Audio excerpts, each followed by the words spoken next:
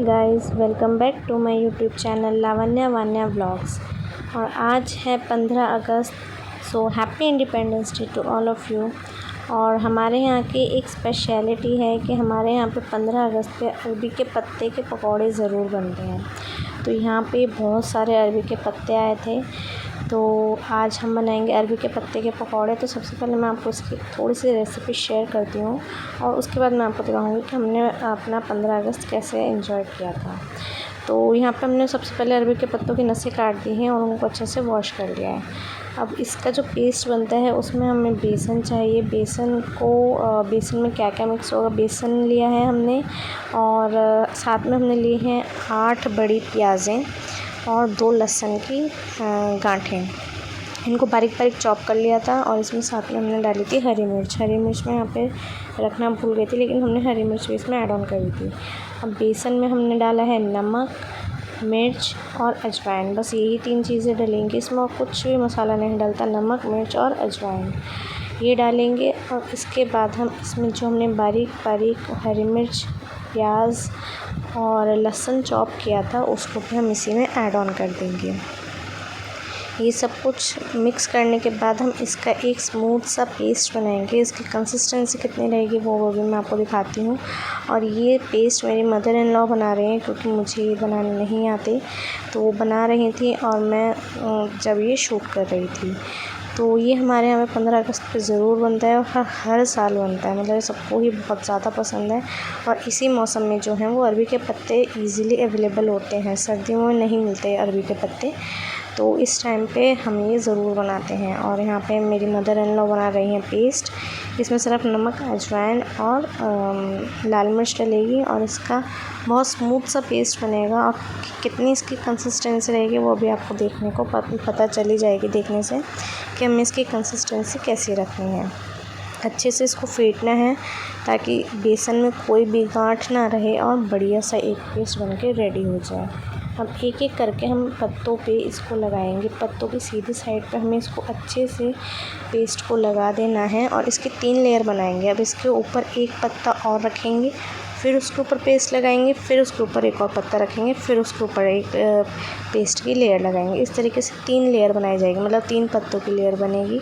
और उसके बाद हम उसको फोल्ड करेंगे। तो पहले हमने एक लेयर पे पेस्ट लगाया, फिर दूसरे पे लगाई और अब एक पत्ता और रख के उस पे हम फिर से इसी तरीके से पेस्ट अच्छे से लगाएंगे। और फिर हम उसको रोल करके एक थ्रेड के सहारे से हम उसको बांध देंगे। थ्रेड भी यूज़ कर सकते हैं या फिर हम इसमें टूथपिक भी यूज़ कर सकते हैं, ताकि जब हम इनको स्टीम करें तो जो हमारा ये रोल है वो खुले ना और पेस्ट हमारा बाहर ना आए, इसलिए और बेसन अच्छे से पक जाए। इसलिए इसको रोल करने के बाद बांधना या फिर टूथपिक के द्वारा इसको जो कहते हैं सेट करना बहुत ज़रूरी हो जाता है। ये इस तरीके से इसको रोल करना है और इसमें लास्ट में हमें इसमें थ्रेड बांध देना है। थ्रेड भी बांध सकते हैं या फिर टूथपिक भी लगा सकते हैं।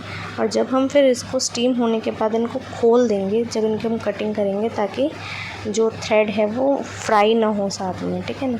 तो इसको हमने थ्रेड बांध के इसको ऐसे ही हमको ये सारे पत्ते जो हैं वो तैयार कर लेने हैं। ऐसे 3-3 के सेट बना के हमको सारे जो हैं वो रेडी कर लेने हैं। और इसके बाद हम इनको स्टीम करेंगे। हमने एक कढ़ाई ली, कढ़ाई में पानी रख दिया और इसी तरीके से सारे पत्ते हमने रख दिए हैं। कढ़ाई में पानी रख दिया, उसके ऊपर हमने एक छन्नी रख दी थी और छन्नी के ऊपर अब एक एक करके अब हम ये पत्ते रख रहे हैं। ये 4 रोल बने थे 3-3 पत्तों के, तो वो हम रखेंगे इसमें और फिर इनको मीडियम फ्लेम पर अच्छे से स्टीम होने के लिए छोड़ देंगे। जब तक ये स्टीम होंगे, ये इसमें मुश्किल से 20 से 25 मिनट या फिर हाफ़ एन आवर लगा लो आप, कि इसको स्टीम होने में लगेगा ही लगेगा। और जब ये स्टीम होंगे ना तो इसका अलग, मतलब जैसा भी ग्रीनिश दिख रहे हैं, फिर ये वो येलोइश दिखेंगे। मतलब इनका जो कलर है बेसन में हमें अलग से पता ही चल जाएगा कि वो पक चुका है। और ये जो पत्ते ग्रीन है ना वो थोड़े येलोपन पे आ जाएंगे, तो हमें उससे ही आइडिया लग जाएगा कि स्टीम हो चुके हैं। स्टीम अच्छे से करना बहुत ज़रूरी है। अगर उनमें हल्का सा भी कच्चापन रह गया तो गले में खुजली मच जाती है। गैस को मीडियम कर देंगे और अब हम इसको अच्छे से स्टीम होने देंगे। स्टीम होने के बाद हम इनको जब थोड़े ठंडे हो जाएंगे तो अब हम इनकी कटिंग करेंगे। गोल गोल इनको कट करके हम इनको चाहे तो हम स्टोर करके भी रख सकते हैं और नेक्स्ट डे भी यूज़ कर सकते हैं। स्टोर करके फ्रिज में रख देंगे तो भी ये ख़राब नहीं होते हैं।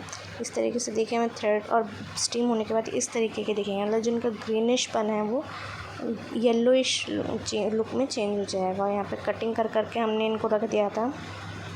ये हमने एक्चुअली एक दिन पहले ही 14 तारीख को ही प्रिपेयर कर लिए थे और 15 को फिर हमने इनको सिर्फ फ्राई करा था। इससे हमारा काफ़ी टाइम जो था वो सेव हो गया था, वरना इस पूरे प्रोसेस में मिनिमम 2 आवर्स तो लग ही जाते हैं पूरे प्रोसेस में।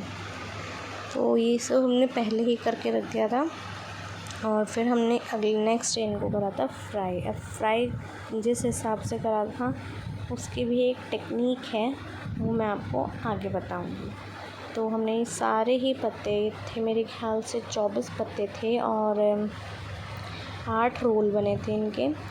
और उसके बाद 8 रोल बने थे और जब हमने इनको कटिंग करी थी तो काफ़ी अच्छे मतलब क्वांटिटी में जो थी पकौड़ी बन गई थी और सबको ही बहुत पसंद आई थी। मतलब इसका टेस्ट बहुत ही अच्छा होता है, लेकिन इसको स्टीम अच्छे से करना होता है वरना गले में इससे खुजली भी मच जाती है। तो हमें इसको अच्छे से स्टीम करना बहुत ज़रूरी है। ये सारे कटिंग करके हमने इनको स्टोर करके जो था वो रख दिया था। और अब बारी आती है इनको फ्राई करने की।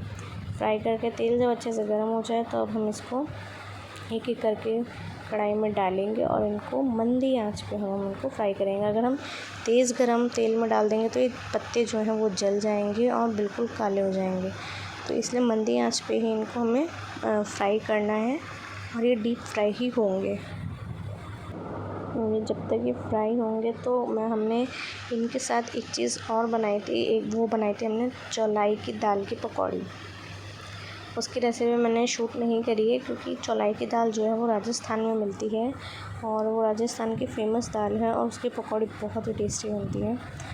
तो वो बनाई थी और मेन्यू में था हमारा पाव भाजी और राजमा चावल और ये थे क्या कहते हैं इनको और ये था हमारा बन के रेडी हो गई थी चौलाई की दाल की पकौड़ी और अरबी के पत्तों की पकौड़ी और साथ में थी पुदीने और धनिया की चटनी और थी हमारे मेन्यू में पाव भाजी और राजमा चावल। ये था हमारा पूरा 15 अगस्त का मेन्यू, लंच का मेन्यू। तो बारिश हो रही थी छत पे और सब लोग पकौड़े और चाय एंजॉय कर रहे थे। और इसके बाद देखिए मिशिका की मस्ती जो शुरू हो गई थी छत पे। उस दिन वान्या की तबीयत थोड़ी सही नहीं थी तो वो इसलिए बिल्कुल भी इंजॉय नहीं कर रही थी। एक्चुअली उसके थ्रोट इन्फेक्शन हो गया है तो इस वजह से वो इंजॉय बिल्कुल भी नहीं कर रही थी। वो चुपचाप बस मेरे साथ खड़ी हुई थी और ना वो मिशिका के साथ खेल रही थी और ना ही उसने काइट उड़ाई थी। तो बहुत ही ज़्यादा इरिटेट थी उस दिन वो। तो यहाँ पे दीदी, जीजा जी और बाकी सबके फ्रेंड्स वगैरह यहाँ पे थे। और ये देखिए हमारे सारे पौधे कितने सुंदर लग रहे हैं देखने में। और इस टाइम पे मैं आपको वेदर दिखाती हूँ, ज़रा वेदर देखिएगा कितना बढ़िया मौसम हो रहा था। और फिर बाद में यहाँ पे बारिश भी आ गई थी। बादल देखिए क्या ऐसा लग रहा था जैसे अभी सारी बारिश हो जाएगी। और फिर थोड़ी देर बाद बारिश हो भी गई थी। तो चलिए आप इस वेदर को एंजॉय कीजिए और देखिए कैसा हमने मना 15 अगस्त।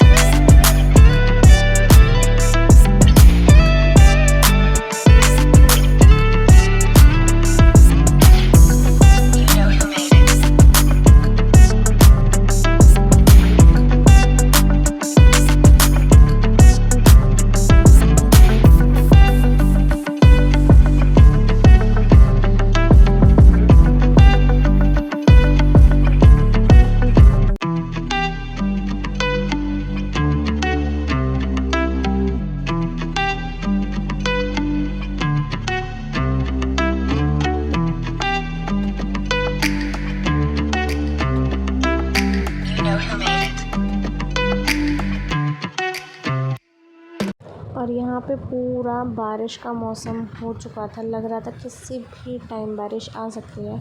और हमें आए हुए ऊपर मुश्किल से 10 मिनट हुए थे और बारिश का पूरा मौसम जो था वो बन चुका था।